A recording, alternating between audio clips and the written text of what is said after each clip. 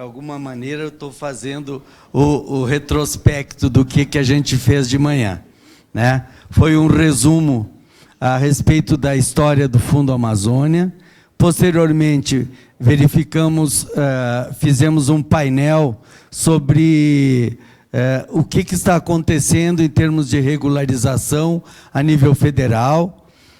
Também tivemos algumas informações referentes à parte da chamada em si. Em seguida, foi demonstrado para vocês a respeito do roteiro que terá que ser perseguido na construção do projeto. Foram tiradas dúvidas e agora, como parte do roteiro, né, como uma janela do roteiro, vamos trabalhar a parte de orçamento, a planilha de orçamento, que para muitos pode ser algo muito simples, para outros pode ser algo bastante complexo. Então, para tirar dúvidas a respeito desses aspectos, a gente vai convidar o Fábio para novamente retornar aqui e dar as suas orientações a respeito do nosso trabalho. Antes disso, quero lembrar aquelas organizações que estão aqui presentes, se quiserem, né, sem compromisso nenhum, se posicionar como proponentes ou parceiros do projeto.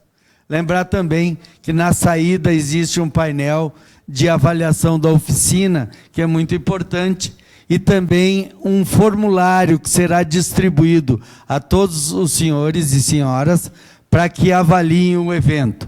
Eles são importantes porque ajudam a qualificar os próximos eventos que forem realizados. Por favor, Fábio.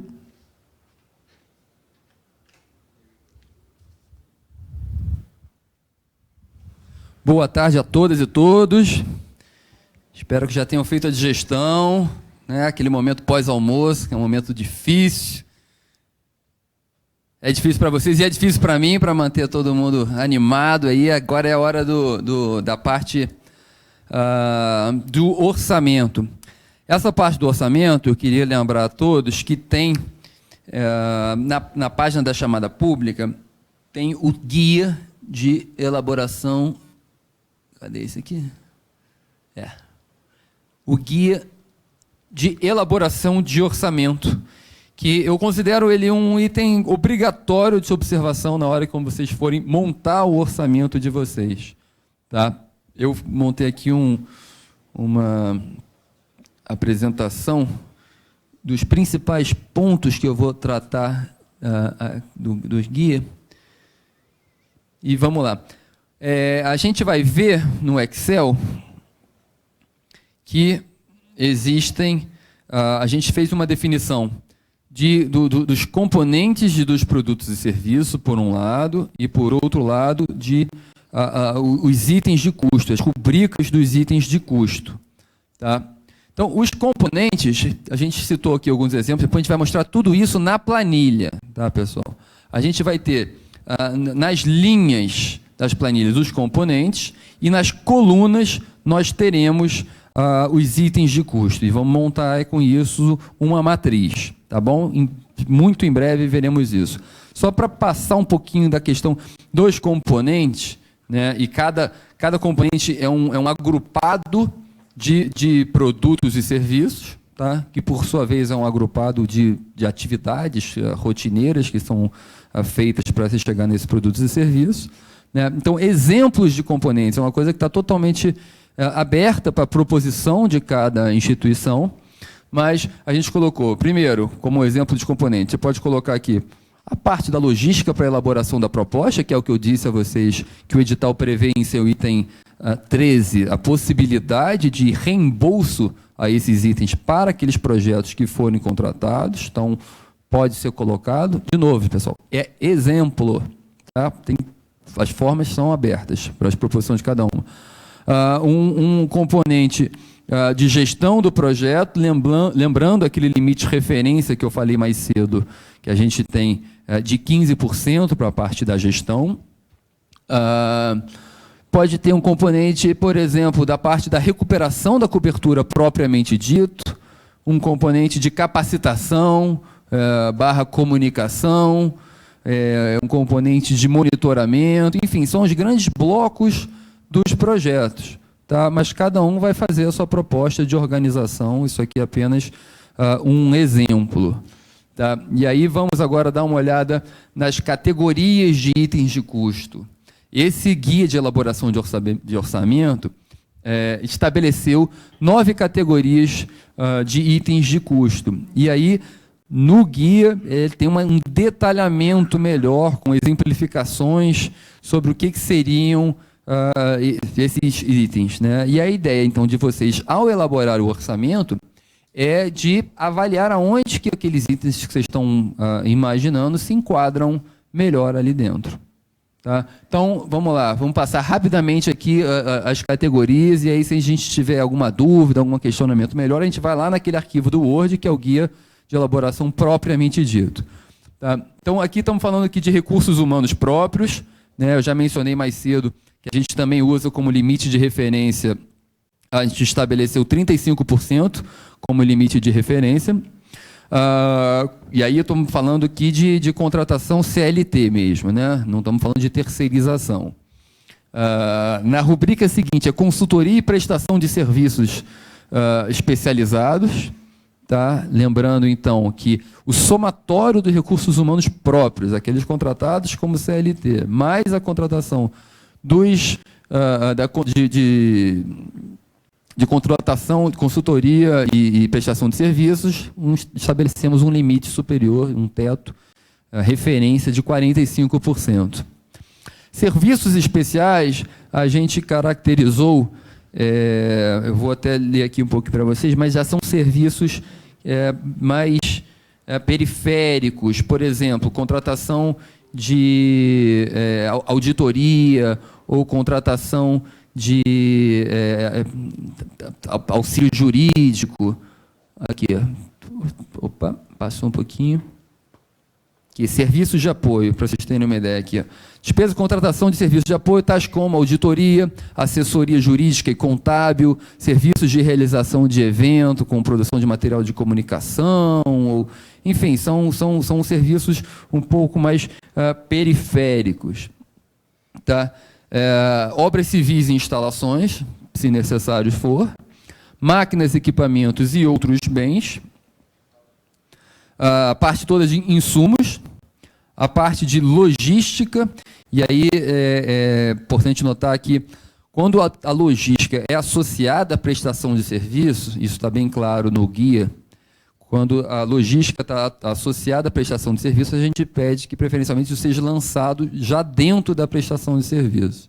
Então, aqui é uma questão de logística mais relacionada ao próprio pessoal contratado diretamente, né, recursos humanos alocados diretamente no projeto, assim como também logísticas eventuais para os beneficiários finais, né, para o público-alvo do Fundo Amazônia.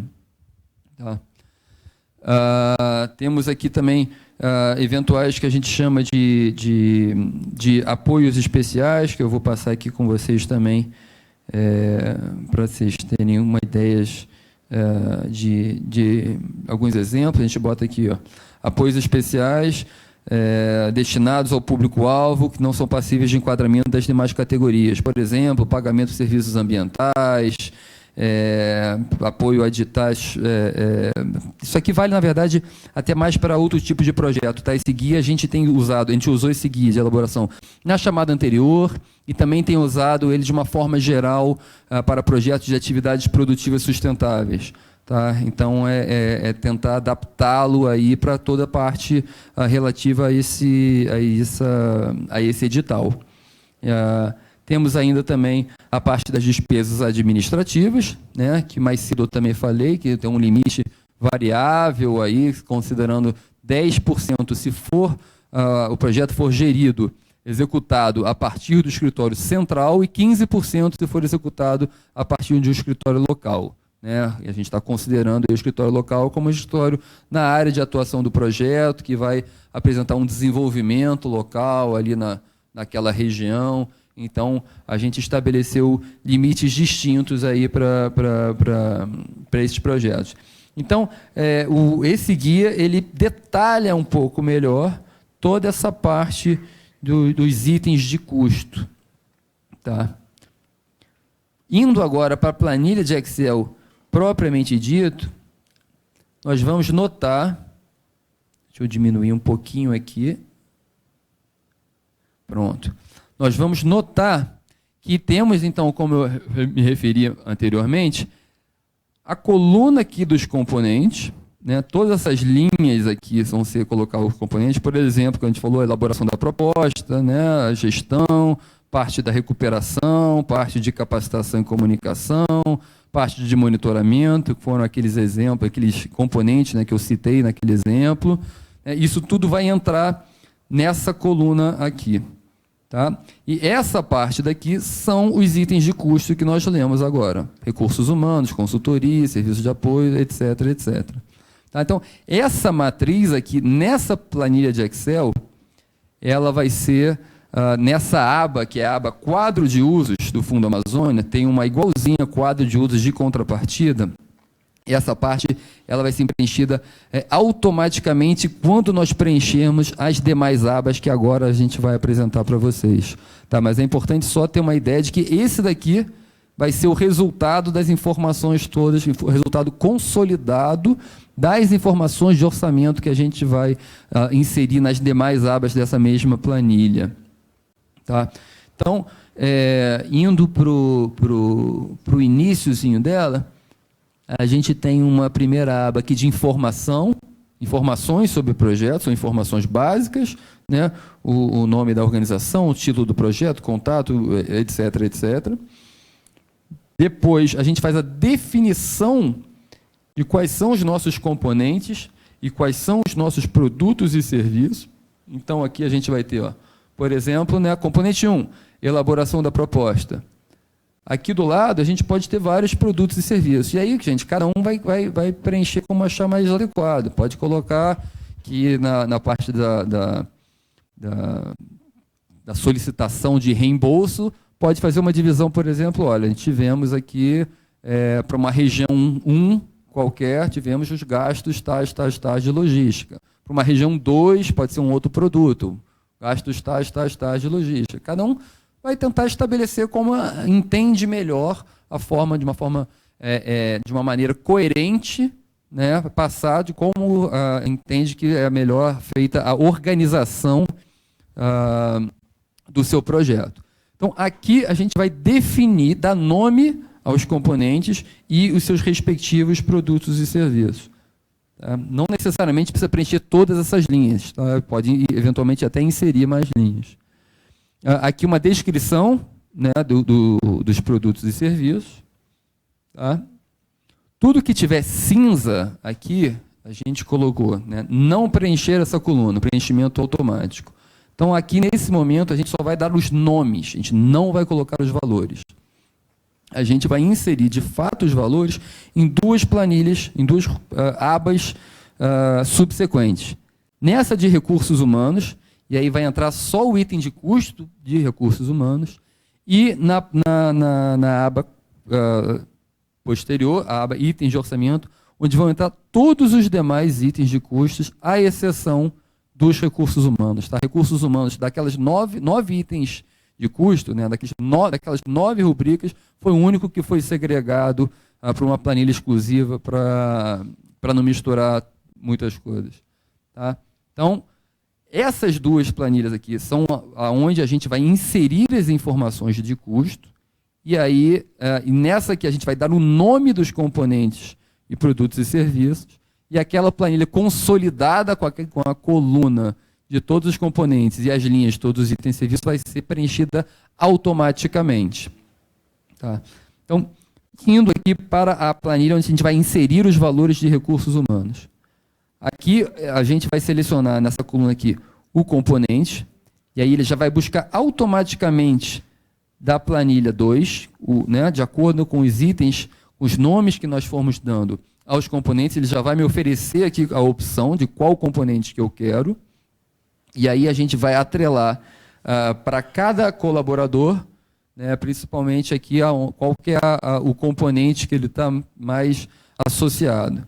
Vamos colocar aqui qual que é o cargo dele, né, dizer se ele faz parte da equipe técnica ou da equipe administrativa e financeira. Também tem uma opção aqui para escolher, né, se é um ou se é outro. Na sequência, a gente coloca qual que é a fonte do recurso, que pode ser Fundo Amazônia ou pode ser contrapartida. E é importante citar que na planilha de Excel, a gente deve inserir, em termos de contrapartida, apenas a contrapartida financeira, né? Ou seja, aquela contrapartida que é aportada na conta do projeto. Não entra aqui a parte de contrapartida não financeira. Tá? Então, a gente vai botar ali componentes, qual é o nome do colaborador, o cargo, se ele é técnico ou se ele é administrativo financeiro, qual que é a fonte do recurso, e vamos inserir os valores. Né? Aqui o custo salarial médio mensal do ano 1, o percentual de alocação dele no projeto, naquele item 1, e qual que é o valor estimado para esse primeiro ano. E aqui em cima, quantos meses a gente vai ter nesse primeiro ano. Depois, a gente tem aqui em cima, para o ano 2, uma parte relativa ao reajuste. Lembra que a gente falou que os reajustes já deveriam estar previstos no orçamento? Então, para a parte de recursos humanos, a gente colocou aqui um índice, um espaço para o índice previsto ano a ano. Então, isso daqui a gente vai ter para o ano 2, depois a gente vai ter, indo mais para a direita, a gente vai ter a mesma coisa para o ano 3, para o ano 4 e para o ano 5. Igualzinho. Tá? Então, a partir daí, a gente coloca ali, por exemplo, 5%, a gente tem que buscar aí quais são as informações oficiais, as previsões oficiais mais recentes. Tá? E aí vai valer a mesma coisa para o ano 2, para o ano 3, para o ano 4 e para o ano 5. A gente vai botar qual que é o custo, qual que é o percentual de alocação, e aí ele vai calcular qual que é o valor total. Tá? Essa coluna aqui está em cinza também porque a gente não precisa atualizar, tá? Porque a partir daqui, quando nós inserirmos o índice de reajuste, ele já vai pegar esse índice de reajuste e aplicar o valor do ano 1 e já vai nos trazer o ano 2. Tá? Então, o mesmo vai valer para o ano 3, 4 e 5. Então, basicamente, aqui, a gente está colocando quem são os meus recursos humanos, em que componente que ele está majoritariamente atrelado, e vamos estabelecer se ele é técnico, se ele é da equipe gerencial e quais que são os salários deles, dependendo da alocação, do percentual de alocação para o projeto. Tá? Para todos os demais itens, como a gente estava mencionando, a gente vai ter essa outra planilha aqui, em que vai funcionar mais ou menos da mesma forma. Vamos selecionar aqui qual que é o componente, né, conforme já definimos na planilhazinha na aba 2, com os nomes dos componentes. A gente vai botar o nome dos produtos e serviços, né, especificar aqui quais são as categorias de custos, né, aquelas que a gente já apresentou, se é consultoria, se é serviço especial, se é obra civil, se é máquina e equipamento, se é insumo, se é logística, etc. Depois tem um campo livre para escrever qual que é o item, né, e um outro campo livre para detalhar o item que a gente citar. Depois, para cada item desses aqui, a gente vai colocar o valor, a quantidade e o valor unitário. Então, quando inserirmos a quantidade, a gente bota, por exemplo, digamos que a gente estamos falando de algum insumo, um NPK, alguma coisa assim, a unidade de referência, quilograma, por exemplo. Né? Se estivermos falando de combustível, unidade de referência, litro. Então, aqui tem a parte da unidade de referência. Depois, vamos colocar o valor unitário, né? E aí a planilha automaticamente vai calcular, fazer a multiplicação. Vamos inserir ainda a fonte de recurso, né? O que é Fundo Amazônia, o que é contrapartida financeira. E aí, automaticamente, a planilhazinha vai nos calcular aqui o valor total estimado. Tá? Com base, então, no preenchimento desse recursos humanos e dessa planilha de itens de orçamento, ele vai nos retornar automaticamente o quadro de usos do projeto com cada um dos componentes aqui nessa primeira coluna, né, linha a linha, e cada um dos recursos humanos. Então, aqui, facilmente, quando chegar ao final da planilha de recursos humanos, a gente já vai conseguir ver aqui se está dentro daquele limite de referência de 35%. Facilmente vamos conseguir ver se a soma dos recursos humanos e das consultorias também chegam a 45%. O mesmo vai valer para a gestão, né? A gestão a gente coloca como um dos componentes e ela é formada pelo somatório de cada um desses itens aqui de custo, né, que vão estar alocados à gestão. Então, o limite de 15% da gestão, a gente vai ver aqui, onde eu estou apontando com laser point. Tá? Então, aqui, limite de 35% no final. O somatório desses dois, aqui embaixo, vai ser um limite de 45%. A gestão, o limite de referência de 15%. E aqui a parte de despesas administrativas, que vai estar aqui embaixo, que é aquela parte de 15% ou de 10%, a depender se o projeto está sendo executado a partir de um escritório regional ou um escritório local. Tá? Nós temos aqui também uma estimativa do cronograma, uma planilhazinha para preencher de acordo com esses componentes que também vão ser preenchidos automaticamente quando a gente nomear, né, naquela aba 2, quando nós nomearmos os nomes dos componentes, eles já vão aparecer aqui automaticamente. E aí a ideia é preencher com um pezinho o período planejado para a atividade, trimestre a trimestre, ao longo dos 5 anos. Tá? É uma estimativa da parte de execução física do projeto. E nós temos logo abaixo uma estimativa do cronograma de desembolsos para o Fundo Amazônia, né? Para recursos do Fundo Amazônia, componente a componente, ano a ano, aqui, semestre a semestre. Tá? Não é uma regra, mas nós procuramos fazer desembolsos semestrais aos projetos. Tá? A gente nunca faz um desembolso de uma única vez, né? A gente faz o desembolso por algum determinado período, né? Toda vez que o proponente vai solicitar um desembolso, ele apresenta um documento para a gente, e nesse documento ele detalha, estou pedindo os desembolsos para tais e tais e tais itens, né? Manda uma planilhazinha para a gente. Quando a gente faz o desembolso, a gente, previamente, um segundo desembolso, solicita a prestação de conta do desembolso anterior.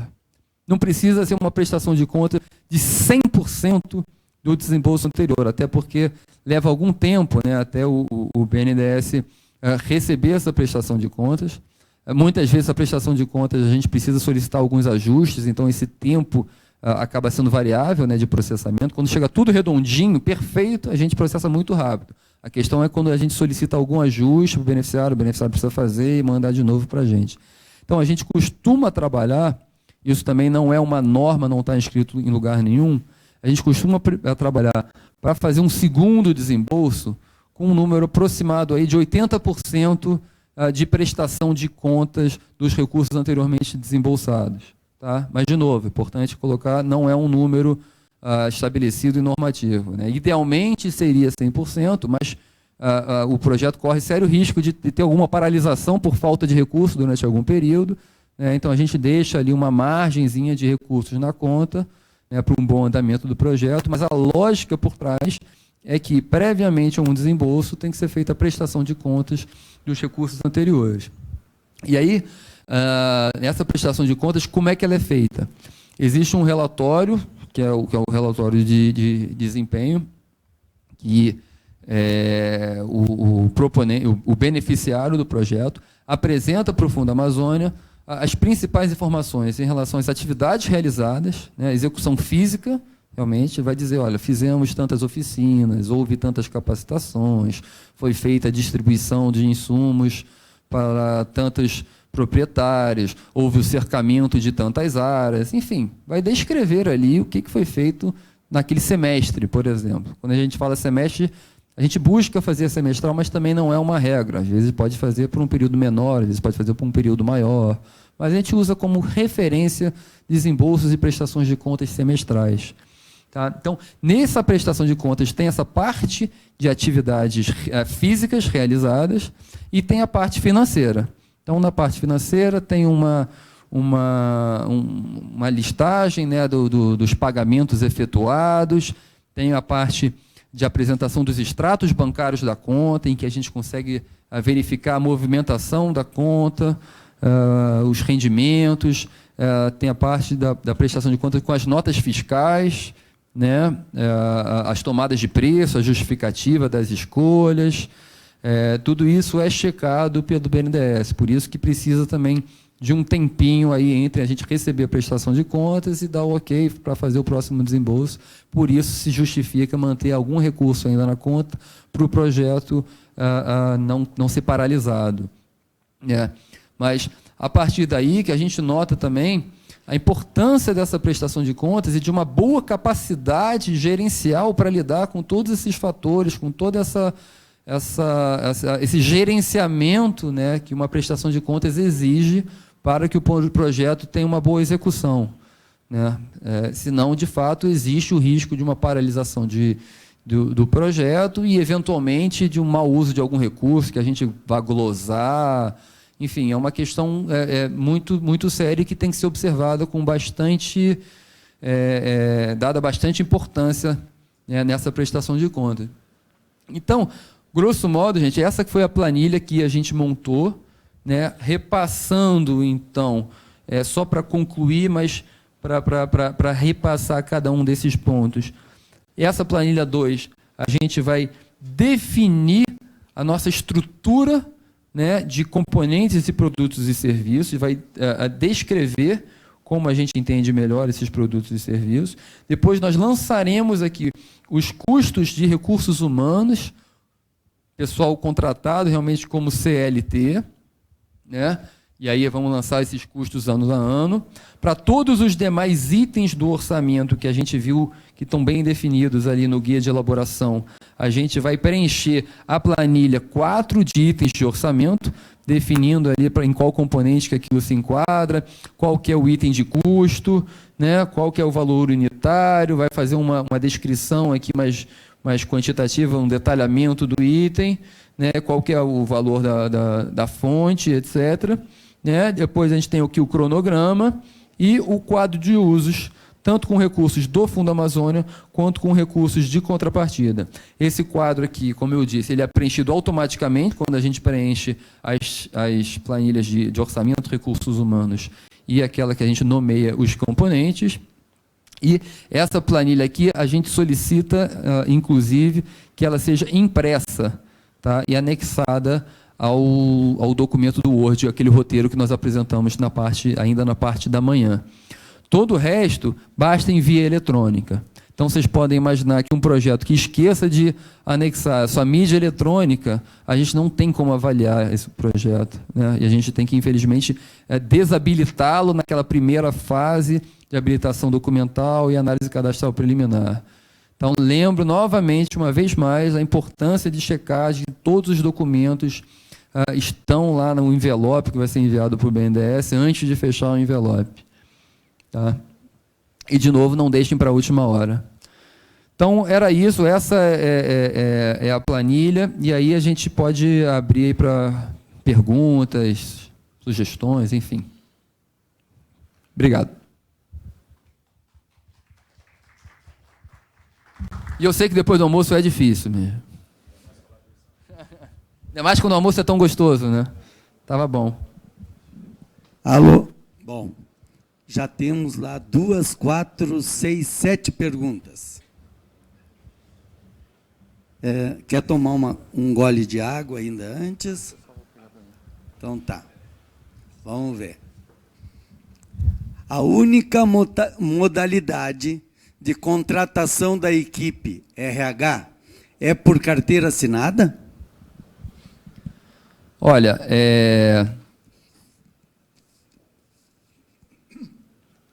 existe a possibilidade de contratação de prestação de serviço. Né? Você está contratando seu RH próprio, é carteira assinada. Se você está contratando uma prestação de serviço, tem outras formas de se fazer. Não. A equipe administrativa é considerada equipe ou taxa administrativa? A equipe de gestão, ela não vai entrar ali na taxa administrativa, mas a gente deve, sempre que tiver alguma dúvida, voltar para o item o guia de elaboração. Tá? Então, já que estamos com uma dúvida de taxa de administração, vamos lá no guia de elaboração e vamos ver o que ele nos diz. Então, vamos lá. Despesas administrativas envolvem custos administrativos do postulante e o custeio com a manutenção de escritório cuja estrutura seja utilizada pelo projeto. Exemplos: aluguel, condomínio, provedor de internet, correio, tarifas bancárias, luz, água, telefonia fixa, imóvel, materiais de escritório, etc. Então, estou usando aqui um exemplo clássico, porque essa é uma pergunta, não essa, né, mas uma pergunta de aonde que eu coloco esse custo. Eu boto naquele item de orçamento ou boto num outro item de orçamento? E a minha resposta sempre será: vamos ao guia, vamos ver o que o guia diz e vamos ver aonde isso mais se enquadra.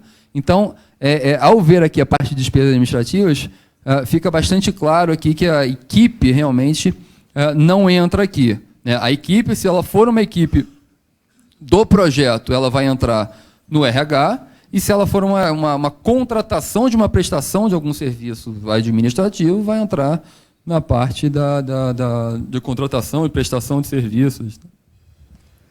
A taxa administrativa deverá ser comprovada? Está na mesma direção? Sim. Tudo deverá ser comprovado. Tá? Todos os custos precisarão ser comprovados. As despesas administrativas não estão contidas dentro das despesas de gestão do projeto? Eu vou responder essa pergunta voltando a essa planilha aqui, que é a planilha que consolida tudo. Isso daqui, na verdade, é uma matriz. Né? Temos aqui, nessa coluna, todos os componentes, e aqui temos a gestão, né? E nós temos aqui, né, ao longo dessa linha aqui, todos os itens de custo. Então, a gestão, ela pode ser composta, eu posso ter cada um desses itens de custo alocados na gestão, inclusive despesas administrativas. Tá? Eu posso ter despesas administrativas que a gente pode alocar, eventualmente, em algum outro, teoricamente, em algum outro componente. Tá? Mas a gestão pode ter recursos humanos na gestão, pode ter consultoria e prestação de serviço na gestão, posso ter um pouco de tudo na gestão. Aí vai depender da análise do caso a caso, mas é uma matriz mesmo. Tá? A equipe de restauração, propriamente dita, deve estar dentro dos 45%? A parte de assistência técnica fica, salvo o melhor juízo, dentro desse 45%. Né? Vou até pedir ali para o Daniel dar uma olhadinha, de uma relembrada ali, procurar a parte de assistência técnica, mas aparente, salvo o melhor juízo, sim. Tá? Se tiver alguma modificação, eu falo na sequência. Há uma linha de despesa para contingenciamento? Não foi previsto, tá? uma linha para contingenciamento. Pode ser colocado, a gente pode pensar aí em colocar dentro de alguma dessas outras rubricas, mas a priori não foi estabelecido um limite para contingenciamento, não. Tá?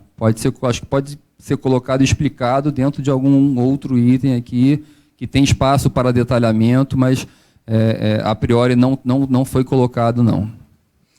Para a contratação de equipe via CLT, será admitido o pagamento de benefícios como vale transporte, vale refeição, plano de saúde, odontológico, seguro de vida? Repete só o comecinho dessa pergunta, por favor, Reginaldo. Para contratação de equipe via CLT. Ótimo, tá bom. Será admitido o pagamento de benefícios? Então, vou ler aqui a parte que fala exatamente sobre isso, dentro aqui do guia. Vamos lá, o que o guia diz na parte de recursos humanos?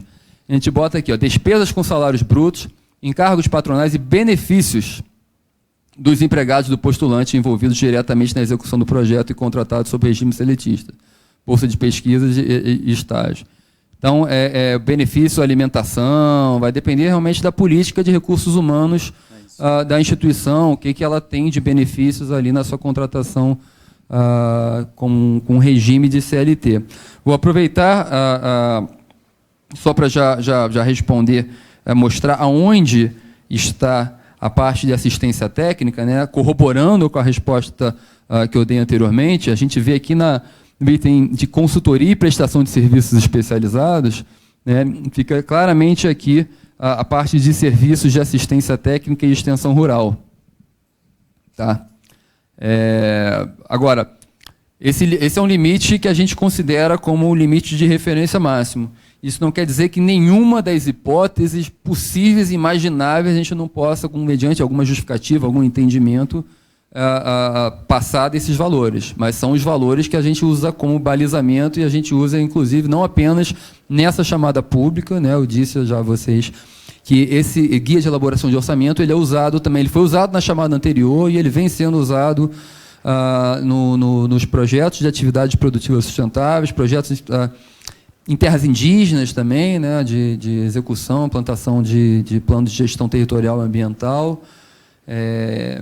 Então, mas objetivamente respondendo, a resposta é sim, entraria aqui dentro. Vamos à próxima. Fundo cobre despesas com rescisão contratual, no caso CLT? É uma ótima pergunta. Despesas com rescisão podem ser incluídas, tá? Desde que essa despesa, essa rescisão de fato ocorra no âmbito do projeto. Então, chegando ao final do projeto, vai ser necessário a demissão, nós cobrimos. O que não pode ser coberto eu vou, na verdade, eu vou permanecer com esse funcionário e vou demitir ele só daqui a 1 ano, 2 anos, X períodos. Aí não tem como, porque a gente precisa comprovar a real saída de caixa, né, a real utilização desse recurso para a quitação do projeto. Então, se a ideia é que ao final do projeto haja a demissão, todos os custos relacionados à rescisão contratual podem ser previstos. Tá? É permitida a terceirização da execução de parte ou todas as operações de plantio e monitoramento dos projetos? Não tem vedação quanto a isso. Vai fazer parte aí da estratégia de cada instituição. Né? Eventualmente, uma parte você pode você mesmo fazer, uma parte você pode terceirizar, contratar a prestação de um serviço. Não foi estabelecido nenhuma vedação nesse sentido. Então, a resposta é positiva. Ok. Tem uma pergunta que alguém estava fazendo lá atrás? Por favor, só o senhor escreva ela depois. Pode ser. Não, é só um entendimento conceitual, né? Porque taxa administrativa, eu entendo como sendo uma porcentagem do projeto que a associação, a organização utiliza para até fazer investimentos que vai para além do projeto. É uma taxa administrativa, quanto que a associação está cobrando para executar essa operação, né, esse projeto. E o que você falou em resposta à pergunta, se ela precisa ser comprovada, eu entendo mais como despesas administrativas, que ali você tem que comprovar tal, né? Então, assim, a taxa administrativa é uma coisa que é o quanto que a organização cobra, né, para fazer a execução desse projeto. Perfeito. Na verdade, eu estava me referindo à despesa administrativa mesmo. Tá? Talvez possa, porventura, ter feito alguma confusão no termo. Ouvi uma coisa, pensei outra, coisa assim.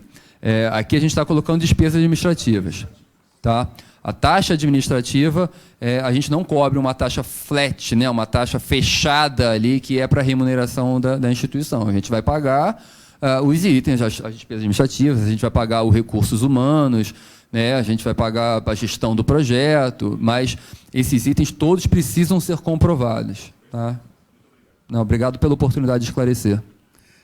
Considerando a imensa lacuna de conhecimento sobre a ecologia de restauração, como é visto uma parte da proposta envolver pesquisa? É possível, tá? Está previsto. Eu vou Acho que eu não estou com o edital aqui aberto. Você consegue abrir fácil aqui o edital, Reginato? Sim. Deixa eu me dar uma ajuda. Mas a gente vai ver, se não me engano, no item 5.11, que tem os itens apoiáveis. E a gente vai ver ali claramente, tem explicitamente a parte de pesquisa envolvida. Então, tem previsão, pode ser financiado. Né? Agora, é importante que seja bastante atrelado ao projeto. Né? Claro, é evidente, mas não custa lembrar, a pesquisa tem que estar atrelada ao projeto. Né? A questão da recuperação e mostrar como é que se dá essa vinculação. Eu te dei mais um trabalho, então eu vou ali ler a pergunta, pode ser? Pode. Qual será a propriedade ou proprietário dos maquinários e estruturas ao final do projeto? A venda ou transferência patrimonial será voltará ao BNDES? Eu peguei pelo contexto, não entendi bem a palavra que está ali. A resposta para isso é o seguinte: ao final do projeto, quando for dada a quitação do contrato, né, todas as obrigações estiverem sendo cumpridas, etc., o BNDES não acompanhará mais esses itens de investimentos fixos que foram feitos. Então, podem ser doados, enfim. Uma vez, até a quitação do contrato, aquilo é de responsabilidade da instituição, né, de tomar conta, de usar os itens no desenvolvimento, né, na execução do projeto, mas depois que concluir, o banco não pega de volta e ali a gente para de acompanhar. Tá? Acho que está respondido. Está naqueles arquivos antigos? Está na internet, na verdade. Na internet? Acho que é melhor pegar pela internet. Né? Por favor. Tinha uma pergunta ali, se pode ser complicado.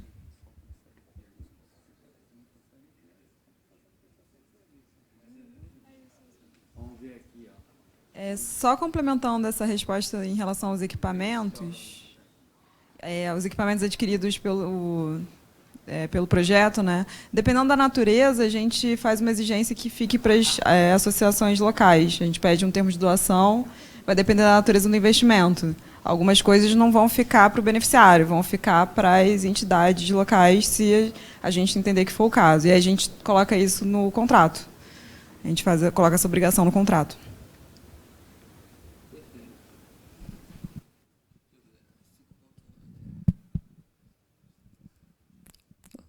Só pegando a gente foi no edital, tá, no item 5.11, que são os itens apoiáveis, só para mostrar realmente a parte da pesquisa, né? Na linha B, a gente coloca ali, são apoiáveis sementes, mudas, insumos, equipamentos, cercas, pesquisas, estudos, né? Então, só para mostrar ali que, de fato, é abarcado, é um dos itens financiáveis. Tá bom? O que mais temos?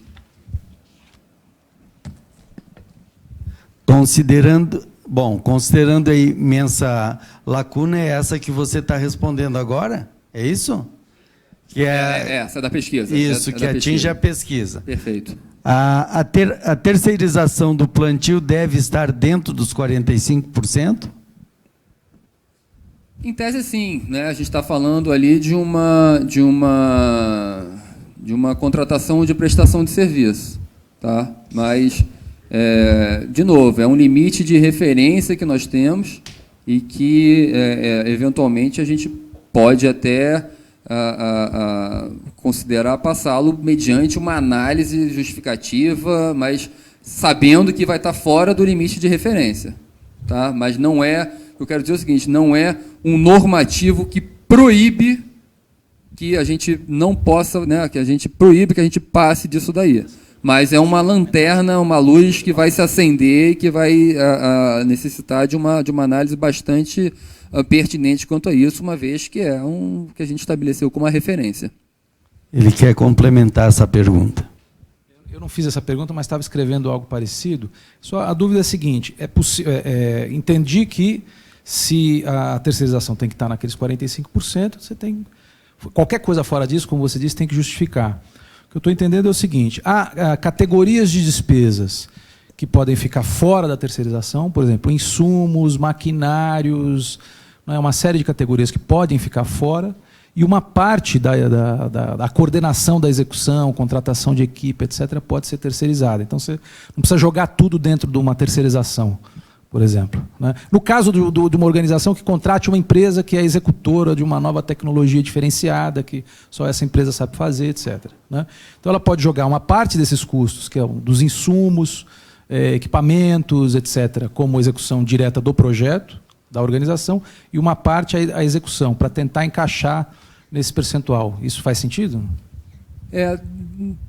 Não parece fazer muito sentido que quando você contrata o serviço, normalmente você já contrata o pacote, né? Eu não vou contratar, assim como a parte da logística, né? Eu vou até buscar isso para mostrar para vocês na parte no guia de elaboração. A gente vai ver que, por exemplo, estou usando a logística como um exemplo, né, para responder a sua pergunta. Cadê serviço de apoio? Vou ter que dar uma procuradazinha aqui. Deixa eu ver as despesas. Vou pedir um segundinho. Acho que não entrou aqui. Eu acho que vai estar na parte de logística. Vou usar a logística, então, como exemplo, tá? A gente bota aqui para logística, despesas com viagens, outros deslocamentos, diárias, hospedagem, seguros, viagem, tal, entre outros. Essa categoria diz respeito à despesa de logística da equipe própria da postulante e do público-alvo do projeto. As despesas logísticas relacionadas às demais categorias de uso, tais como consultores, prestadores de serviço de apoio, frete, tal, devem estar previstos em suas respectivas categorias. Então, fazendo um paralelo, né, usei a logística como exemplo, mas isso vale para os demais rubricas, de uma forma geral, você contrata o pacote fechado, né? Então, se eu vou contratar uma prestação de serviço, a logística do rapaz para ir até o campo estaria envolvida aí. O maquinário, um trator, eventualmente, né, estaria aí dentro. De uma forma geral é isso, mas a gente vai ter que observar o caso a caso, realmente fruto de análise, né? A análise do projeto que a gente faz mais aprofundada, a gente procura abordar essas questões todas. Mas, de uma forma geral, a linha de raciocínio ela é mais para, prestação de serviços é o pacote fechado. Tá? Mas existe, de novo, eu não quero ser aqui absolutamente enfático e dizer que, olha, é assim e ponto final, porque existe uma equipe toda que vai analisar, que vai debater o caso a caso, proposta a proposta, e esse detalhamento vai ser feito depois. Tá?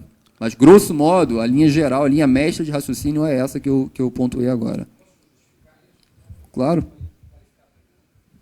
Porque como a meta é grande, né, digamos, são os 3.000 hectares, uma parte disso, 1.500, pode ser executado de uma outra metodologia, em que você pode ter um maquinário disponível para todo o projeto e ele ser usado para esse percentual, entendeu? Você pode ganhar na escala, né, ao ter um equipamento disponível para uma parte que vai ser terceirizada, assim como o insumo, por exemplo. Se você terceiriza o insumo, pode ficar muito mais caro do que você comprar um insumo para todo o projeto e ele ser disponibilizado para... Você entendeu então, o por raciocínio? isso, não, entendi o raciocínio. A questão da escala, perfeito, né? Não, perfeito. Por isso que, na verdade, que é difícil a gente dar uma resposta única. Né? Por isso que a gente vai ter que olhar a coerência. Né? Fazendo sentido, né? De repente eu vou comprar um maquinário, o maquinário vai ficar disponível para uma instituição, sei lá, pode ficar para um município depois, que na continuidade, na sequência do projeto, pode ajudar em preparando o terreno de outras regiões, mas que durante um período aquilo pode ser usado por um prestador de serviço, dentro do arranjo da prestação de serviço. Aí eu arranjo, projeto a projeto, análise de cada caso. Entendeu? Pode fazer sentido. A ideia é otimizar, é evidente. Né? Então, dentro das possibilidades legais, né, dentro dos normativos, a gente vai buscar sempre o que otimize, né, e o que faça mais sentido, que seja mais coerente. Mas aí é difícil dar uma resposta conclusiva assim, para todos os casos. Vai ter que ser fruto de realmente uma análise técnica e jurídica do banco. Tá? Mas assim, a busca é sempre por otimização, por melhor uso dos recursos. Para a comprovação do pagamento de agricultores ou agricultoras, é necessário a emissão de nota fiscal de serviço na prefeitura? Assim, eventualmente pode ter até recibo, né? Não sei se a Aline quer me complementar de alguma forma em relação a isso, mas, enfim, a gente tem que cumprir a lei, né? Então a gente vai averiguar. Você sabe que complementa? Vou repetir. Para a comprovação do pagamento de agricultores ou agricultoras, é necessário a emissão de nota de serviço junto à prefeitura? Nota fiscal de prestação de serviços. A regra é sempre a nota fiscal. Se for uma situação muito excepcional, que a gente tem situações, né, na Amazônia que não é possível emitir uma nota fiscal, a gente excepcionalmente aceita recibo e outro tipo de comprovação. Mas aí é no caso a caso a gente avaliar. A regra é a nota fiscal. Ok. Já tivemos, por exemplo, o caso de que precisava pagar um barqueiro que está lá no interior. Não tem como fazer nota fiscal, a gente aceitava recibo, entendeu? Mas é isso, a gente faz uma análise do caso a caso no projeto, né? Nosso objetivo ali é identificar riscos, né, é identificar qual a melhor forma de trazer benefícios coletivos e tentar viabilizar isso no contrato de alguma forma, né? Esse é o nosso norte. A gente precisa, por isso que às vezes é difícil a gente dar uma resposta conclusiva, porque a gente vai se debruçar sobre o caso e vai ver qual a melhor forma que a gente consegue equacionar e viabilizar as benfeitorias. É possível fazer um pequeno edital no território a ser restaurado? Olha, não tem nada a priori que vede, né? Assim, a gente pede que seja apresentado as áreas, né? Mas é uma pergunta interessante, né? Eu não tinha pensado exatamente sobre isso. Acho que a priori não tem nada que vede. Eu posso, de repente, ver naquele território qual que é as instituições, os proprietários, que tem mais sentido. Mas é uma pergunta, realmente, eu não tinha me debruçado sobre ela, uma vez que, né, a letra crua do edital fala em apresentar quais são as áreas, quais são os beneficiários, mas eu acho que pode, né? Não sei se alguém tem alguma pediu para meus companheiros aqui de edital aqui, eu vou até pedir para reler aqui a parte da parte de identificação, né? Porque o edital ele pede isso, né? Ele pede que seja identificado quais são as áreas. E aí a gente já teve as respostas, tipo, olha, mas eu preciso apresentar, digamos, os 3.000 beneficiários, considerando 1 hectare para cada, que seja apenas com agricultores, né, de até 4 módulos fiscais. Né? Olha, assim, você não precisa apresentar o CPF dos 3.000 agora, de repente você vai ter alguma variação, alguém pode não se interessar e o outro se interessar mais tarde. Né? A gente prevê que tenha alguma variação, conforme eu falei. Né? Essa variação não pode descaracterizar totalmente o projeto anterior. Mas eu acho que eu não vou responder enfaticamente essa questão, não, que eu vou ter que dar uma estudadinha um pouco melhor. Eu não quero correr o risco aqui mas quem sabe, de repente, até o final do evento a gente tem algum equacionamento um pouquinho melhor disso, ou a gente fica devendo e lança lá nas perguntas frequentes que a gente vai disponibilizar no site. Mas é uma boa pergunta, realmente. Né? Marcelo, precisa perguntar para quem fez essa pergunta se é um edital de área ou um edital de subcontratação de serviço para fazer a restauração. Eu entendi que é de área, que é para foi a forma que eu entendi, mas precisa esclarecer isso. Eu entendi que era para escolher qual é o proprietário que vai ser beneficiado. Nós estamos escrevendo uma proposta onde integra unidades de conservação em terras indígenas. E uma grande questão é que os proprietários do entorno das terras indígenas poderiam ser mobilizados para ajudar nesse desafio, né? Mas só que a gente não tem ainda os proprietários. E o ISPN, tradicionalmente, é uma organização que fomenta pequenos projetos. Então, isso estaria dentro do escopo do que o ISPN provoca, assim, promove no território. Então, o Escaramuza seria para ampliar o nosso portfólio de áreas a serem recuperadas, pensando em torno das áreas protegidas. Eu acho assim, que bom, primeiro eu já respondi que a gente tem que pensar um pouquinho, não tem uma resposta definitiva nesse exato momento. Tá? Apenas fazendo uma ponderação em relação a alguém que já apresente todos os seus beneficiários ali, né, uma eventualidade já definida, eu acho que faria mais sentido uma pontuação melhor para quem já tem isso tudo definido. O que é muito diferente da sua pergunta, se dá para fazer ou se não dá para fazer. Né? Eu tenderia a dizer que, olha, assim, não dá para fazer para a Amazônia inteira. Né? Não faço a menor ideia, então vou abrir um edital para a Amazônia inteira. Mas, de repente, o entorno ali pode fazer sentido. Então, eu vou ficar devendo essa resposta. Tá? Tá ótimo, Okay. Por favor. E, aliás, qualquer nova pergunta, eu acho que eu não falei isso aqui ainda hoje, qualquer nova pergunta, novas dúvidas, ou descobriu alguma incongruência no edital, ou qualquer coisa que seja, a gente tem um canal exclusivo de comunicação para a chamada pública, para essa chamada pública, que é o e-mail coberturavegetal.2017@bndes.gov.br. Então, seguramente, ao elaborar a proposta, novas dúvidas podem surgir, a gente pede que entrem em contato, então, por esse e-mail oficial da chamada pública. Ok, Fábio. Mais uma vez, concluídas nossas perguntas.